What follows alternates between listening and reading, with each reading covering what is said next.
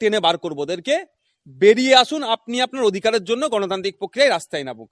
এই গণতান্ত্রিক প্রক্রিয়ায় রাস্তায় নামলেই তো শাসকের জ্বালা হচ্ছে।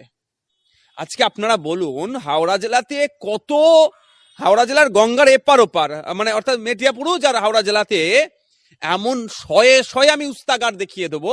একটা সময় যারা 20 জন 25 জন কম করে লোক রেখে কাজ করতো, তারা আজকে টোটো চালাচ্ছে, চায়ের দোকান করেছে, বিরিয়ানির একটা ছোট্ট দোকান করে চলছে, তাদের সংসার কোনো মতেই চলছে।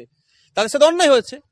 রাজ্য সরকার সেই সমস্ত উস্তাগার গুলোকে, যাদের ম্যাক্সিমাম মুসলমান আর বাকি অংশটা পিছড়ে বর্গের হিন্দু, তাদেরকে মূল স্রোতে নিয়ে আসার জন্য কি প্রকল্প দিয়েছে? তাদেরকে কিছু প্রজেক্ট দিয়েছে? যে জরি শিল্প হাওড়া জেলা বিখ্যাত, আজকে জরি শিল্প হাওড়া জেলায় ধ্বংস হয়ে গেছে। এই জরি শিল্পের সাথে যারা সমস্ত মানুষ যুক্ত আছে, তাদেরকে কিছু প্রকল্প দিয়েছে? কিছুই দেয়নি।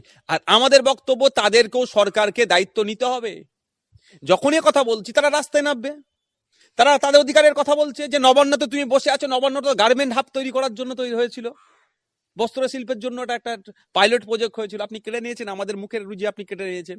যখন শুনছে তারা মমতা ব্যানার্জি দ্বিচারিতাকে ধরবে, ফলে কি হচ্ছে, মানুষ যুক্ত হচ্ছে। আইএসএফ কে আটকাও, আইএসএফ কে আটকাতে পারলেই লাভ হবে। আইএসএফ কে আটকালে ওদের লাভ, জনগণের কিছু জানতে পারবে না। কিন্তু আইএসএফ তো ঘরে বসে থাকার জন্য নয়, আইএসএফ রাস্তায় রাস্তায় থাকার জন্য তৈরি হচ্ছে।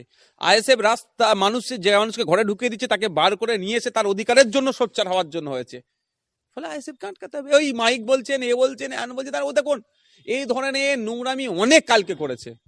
আপনি বলছেন ইচ্ছাকৃতভাবে কলকাতাতে আইএসএফ এর যেদিক থেকে গাড়িগুলো ঢুকছে, ইচ্ছা করে করে সিগন্যাল জাম করেছে, ইচ্ছা করে করে সিগন্যাল জাম করেছে, যাতে দেরিতে আসে মানুষজন। আমাদের লিমিটেশন ছিল দেরি, কি বলবো আর।